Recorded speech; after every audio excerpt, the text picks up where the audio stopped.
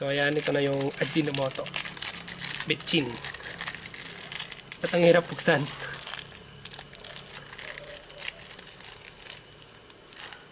Ang pag-apply po na ito ay 1 galon o 4 liters na tubig.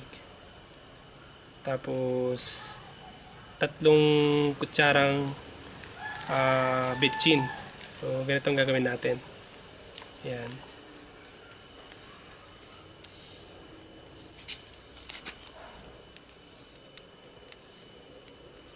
Yan, kanyang karami. Isa.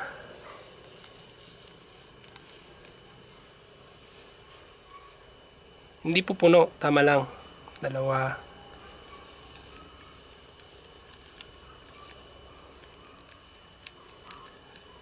Yan, sakto lang pala yung 24 grams, 3. So, ayan. Tapos, saluin natin.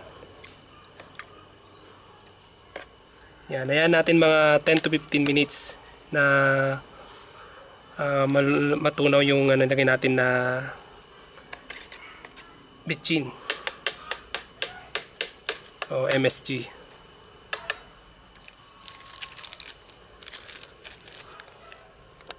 Yan, ganyan po yung sa loob niya. Yan, ito na yung nakuha natin. Ito siguro nasa nasa kalahating litro mahigit. Yan, medyo marami rin. So, the same lang po yung paggawa dun sa maramihan. So, po, gumawa ko ng mga biofertilizer na 10 kilos na ng isda. Maramihan talaga. O 20 liters yung magiging parehas din yung paggawa. Ito maliit lang. Nasa to? More than half liter or 1 liter. Malaki kasi itong lagayan natin.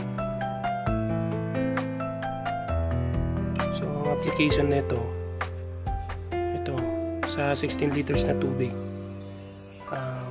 Isang lata ng sardinas na biofertilizer. I-mix natin sa tubig.